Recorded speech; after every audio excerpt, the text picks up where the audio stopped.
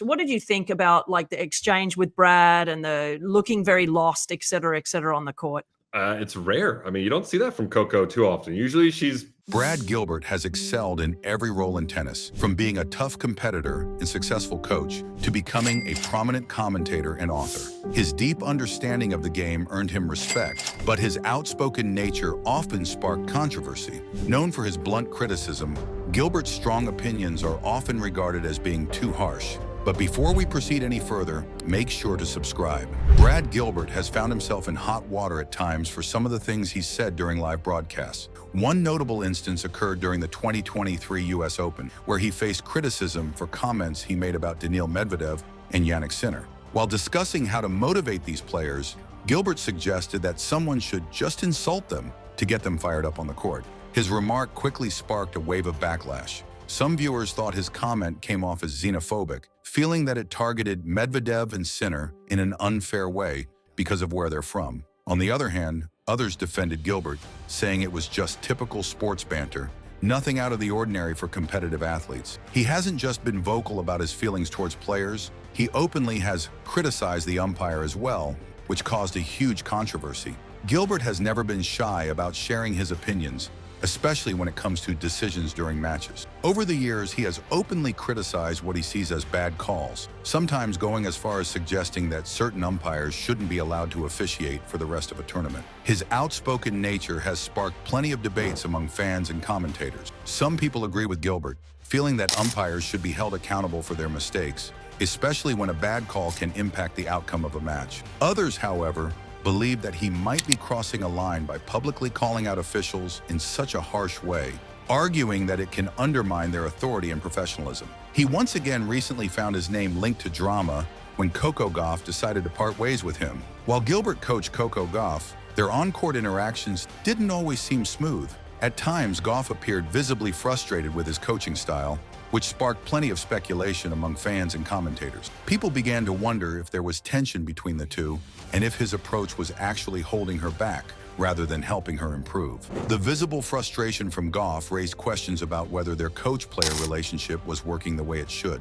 As the months went on, more eyes focused on how their dynamic might be affecting her performance. Ultimately, in September 2024, the two decided to part ways, which only fueled more conversations about whether the split was for the best. While the exact reasons for their separation haven't been fully explained, many believe that their differing styles may have played a role. Despite all this drama, let us not forget how big of a superstar he is in the tennis world. My dad played tennis one time. He comes back home and he goes, "The Gilbert kids were just playing tennis." Gilbert began his professional tennis journey in 1982, and it didn't take long for him to make his mark. That same year, he claimed his first singles title in Taipei, showcasing the talent and determination that would define his career. A few years later, in 1985, he secured his first doubles title at the Tel Aviv Open, playing alongside the legendary Ilie Nastase. He didn't stop there. Gilbert also won the singles title at that same tournament, proving his versatility on the court. Throughout his career, Gilbert racked up a total of 20 singles titles at the top level, with the crown jewel being his victory at the prestigious Cincinnati Masters in 1989. That year was undoubtedly his best on the tour, as he claimed 5 singles titles, including Cincinnati, where he triumphed over some of the biggest names in tennis history. He defeated future Hall of Famers Pete Sampras, Michael Chang, Boris Becker, and Stefan Edberg in one incredible run to win the tournament. Gilbert also had strong showings in Grand Slam tournaments, reaching the quarterfinals of the 1987 US Open, where he was stopped by Jimmy Connors, and the quarterfinals of Wimbledon in 1990, where he lost to Boris Becker. In addition, he finished as the runner-up in the inaugural Grand Slam Cup in 1990. His consistency kept him ranked among the top 10 US players for 9 of his first 10 years on the Pro Tour, and by the end of his career, he had an impressive singles record of 519 wins and 288 losses. Gilbert was known for pulling off some stunning upsets against the world's top players. Among his most memorable victories were his wins over Boris Becker in Cincinnati in 1989, Stefan Edberg in Los Angeles in 1991, and Pete Sampras in London in 1992. Perhaps his biggest upset came in 1985 when he defeated world number 2 John McEnroe at the Masters Grand Prix. This loss was so significant that it led McEnroe to take a 6-month break from tennis, the first in his career. Gilbert's ability to challenge and defeat tennis's top-ranked stars cemented his legacy as a tough, strategic player who could go toe-to-toe with the best. His playing style truly set him apart from other players. Unlike many of his peers on the professional tennis circuit, Gilbert didn't rely on an overpowering serve or a blistering forehand to win his matches. He wasn't the type of player to blow his opponents off the court with raw power. Instead, his greatest strength was his ability to keep the ball in play, frustrating his rivals with his consistency and control. Gilbert's game was often described as defensive, and some even called him a pusher because he hit the ball at a slower pace, focusing on accuracy rather than speed.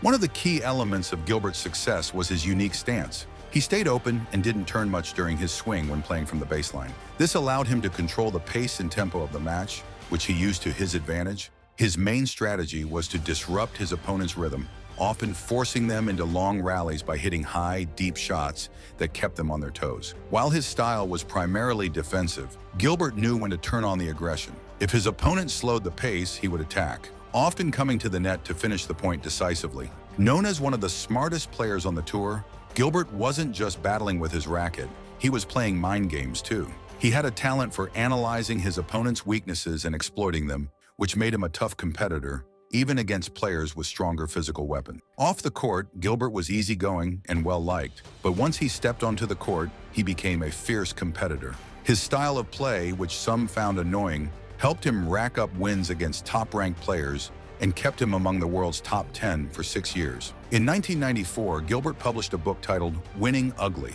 a fitting name for his unconventional yet highly effective approach to the game. The book's title was a self-deprecating nod to his career, where he didn't win with flash or flair, but with grit, strategy, and a determination to outlast his opponents. His success, built on brains rather than brawn, cemented his legacy as one of tennis's greatest strategists. He retired as a player, but never left tennis as he became a coach and shared his skills and wisdom with many others. Gilbert's coaching career, which began in 1994, has often been linked to the same sharp strategic skills he used during his own matches. One of his most famous coaching partnerships was with Andre Agassi, which lasted for 8 years from March 1994 to January 2002.